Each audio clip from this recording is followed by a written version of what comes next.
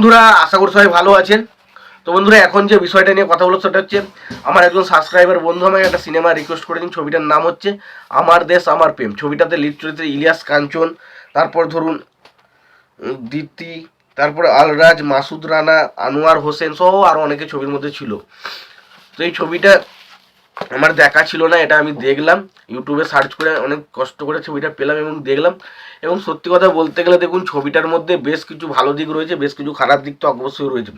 তো দেখুন, মেন যে ফোকাসটা রাখা হয়েছে ছবির মধ্যে, আমরা যেটা দেখতে পাই যে এখানে এখানে ইলিয়াস কাঞ্চন, তার বাবা একজন একজন যোদ্ধা, মুক্তিযোদ্ধা টাইপের একজন, এবং সে সবসময় দেশের প্রতি ভালোবাসা, দেশের প্রতি শ্রদ্ধা, এবং সে সবসময় চায় যে দেখুন, আগে যে ধরনের দল বা পার্টিগুলো হতো, সেই পার্টির মধ্যে কিন্তু কিছু মানুষজন থাকতো, তারা কিন্তু অ্যাকচুয়ালি পার্টি করতে আসে না, তারা কিন্তু তাদের স্বার্থ লোভের জন্য আসে। কিন্তু এখানে ইলিয়াস কাঞ্চনের বাবার ক্যারেক্টারটা পুরোপুরি আলাদা। সে তার বাবা কিন্তু অ্যাকচুয়ালি দেশের প্রতি ভালোবাসা সবসময়, সে যখন মারা যাচ্ছে না একটা সিনে, সেই জায়গাতেও সে কিন্তু দেশের কথাই ভাবতে ভাবতে মারা যাচ্ছে। ওই জায়গাটা ব্যাপক ছিল।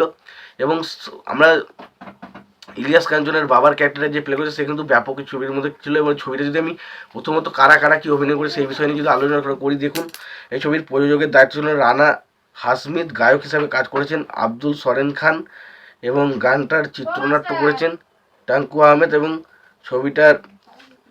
ছবিটার পরিচালকের দায়িত্ব ছিলেন সমরুন রহমান হোসেন। তো এরাই ছিলেন ছবির পরিচালকের দায়িত্ব।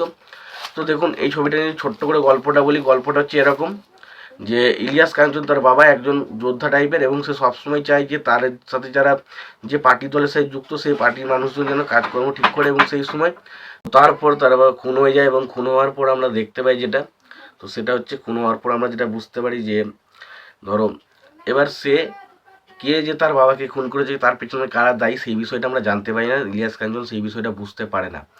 এবং সেই সময় সে বিভিন্ন মানুষ, যারা এই সাংবাদিক ছিল বা ধরুন যারা পুলিশ ছিল, তাদের কাছে যখন সেই বিষয়টা নিয়ে বলে, তার বাবাকে সে বিভিন্ন রকম নোংরা গালাগাল দেয়।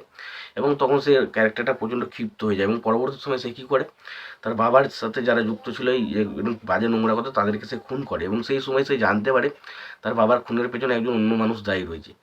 এবং সেই সময় যে খুন করেছে সে কিন্তু ইলিয়াস কাঞ্চনকে তার আয়ত্তের মধ্যে করে নেয়, এবং সে ঠিক করে যে তার পথের যারা কাঁটা থাকবে তাকে ইলিয়াস কাঞ্চনকে দিয়ে তাদেরকে সরাবে। এবং সেই সময় সেটা পুরো বিষয়টা সাজিয়েও নেয়।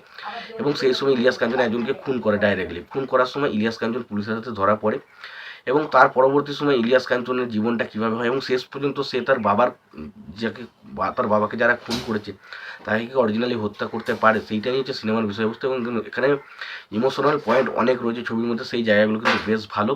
পাশাপাশি সিনেমা ফটোগ্রাফি বা অ্যাকশন দৃশ্যগুলো, সেইগুলোর কাজ কিন্তু বেশ ভালো। এবং সিনেমাতে প্রত্যেকটা দৃশ্য খুব ভালো। এবং ছবির মধ্যে যে বাংলাদেশের মুক্তিযোদ্ধার বিষয়টাকে যেভাবে তুলে ধরা হয়েছে, সেই জায়গাগুলো দেখতে সত্যি কথা বলছি দারুণ লাগে, খুব প্রমিসিং। এবং পাশাপাশি এখানে ইলিয়াস কাঞ্চনের অভিনয় বলি বা বাকি হিসেবে তার বাবার ক্যারেক্টারটা বলি, বা তার ভাইয়ের ক্যারেক্টার হিসেবে যে করেছে, সেই জায়গাগুলো খুব ভালো।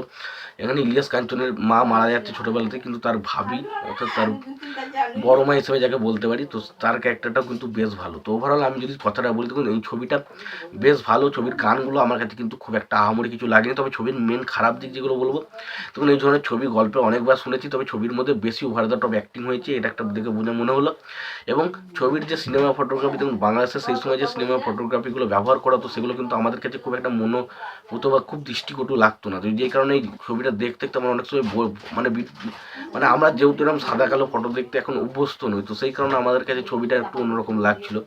বাট ওভারঅল যদি ছবিটা বলি, ছবিটা কিন্তু বেশ ভালো একটা এন্টারটেইনার ছবি। তোমরা যদি ছবিটা না দেখে থাকো, অবশ্যই ছবিটা দেখতে পারো। আর ছবিটা যদি দেখে থাকো, তোমাদের কেমন লেগেছে জানাতে ভুলো না। তোমাদের যদি ভিডিওটি ভালো লেগে থাকে, লাইক কমেন্ট শেয়ার করে দিও। চ্যানেলটা নতুন হয়ে থাকলে অবশ্যই তোমরা চ্যানেলটা সাবস্ক্রাইব করে নিয়ে পাশে বেল আইকনটা অবশ্যই প্রেস করে দিও। ভালো থেকো, সুস্থ থেকো, দেখা হচ্ছে পরবর্তীতে।